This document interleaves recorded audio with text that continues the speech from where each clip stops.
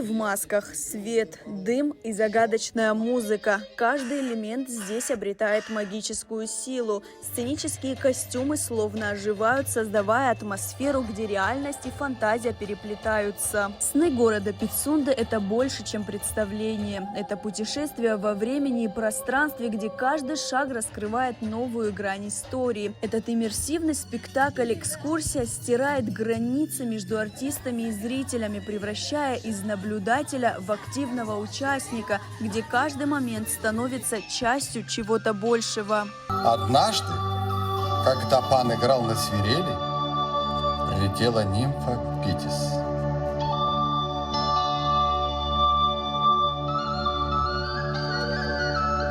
Спектакль переносит зрителей в разные эпохи истории Пицунды, от античной колонии до стратегической крепости и далее до современного курорта. На этой площадке оживают события прошлого, увлекая зрителей и представляя их вниманию интересную подачу исторических фактов. Имея животноводческий опыт на родине, Игумнов организовал доставку в Абхазию коров ярославской породы.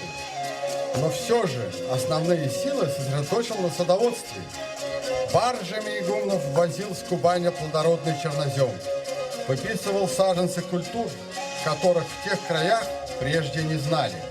Нужно было, чтобы был конфликт, чтобы была завязка, была развязка, чтобы была кульминация. И мы подумали и решили, что все-таки история Игумнова, она очень уникальна для самой постановки.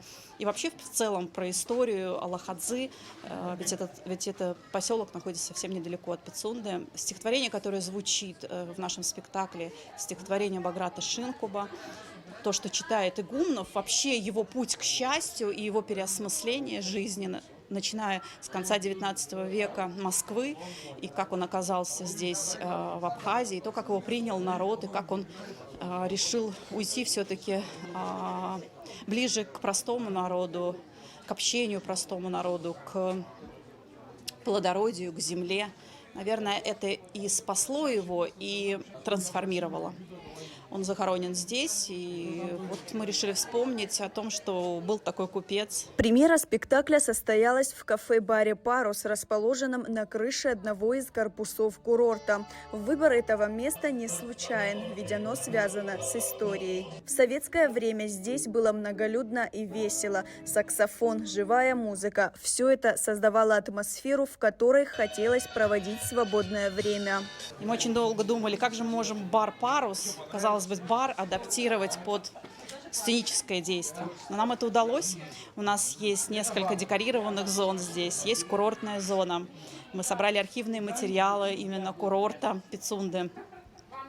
Зритель гуляет, и вообще иммерсивный формат для зрителя – это свобода. То есть он не просто сидит, как в классическом театре, и смотрит спектакль, он именно взаимодействует с нашими артистами. И я думаю, что сегодня это удалось. Ребята справились с задачей, несмотря на то, что очень волновались. Ведь выходить и играть серьезную работу – это на самом деле очень сложно. Зрителей было много. После спектакля они очень долго не расходились, делились своими впечатлениями. Это что-то невероятное. Это совершенно не то же самое, чем читать путеводитель. Правильно подметил организатор, дети показывают историю своего города. У меня полспектакля наворачивались слезы, поскольку очень много параллельных функций и миссий у этого проекта.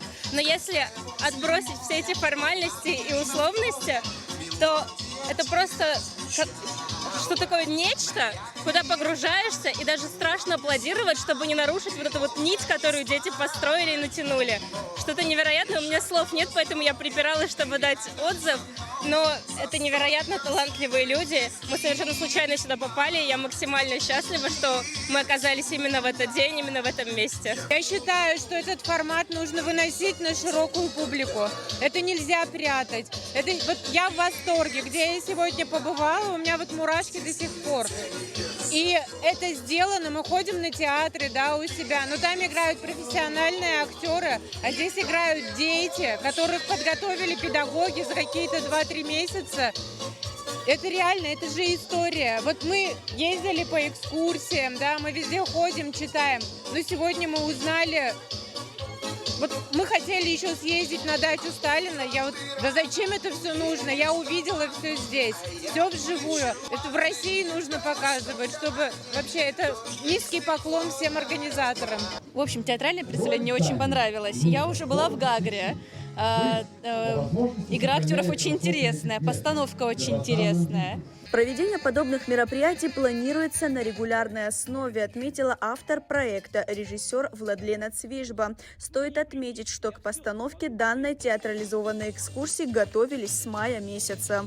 Пришла идея сочинить именно эту историю. И вот мы подали заявку и выиграли этот конкурс. И самая, наверное, основная задача этого проекта, чтобы дети-подростки рассказывали историю своего любимого города. Дети, которые в летние каникулы забрасывают свои мобильные телефоны и приближаются к искусству, к актерскому мастерству, к поэзии. Мы вместе с ребятами здесь сочиняли эту историю. Здесь и сейчас осваивали актерское мастерство, сценическую речь, пластическое движение.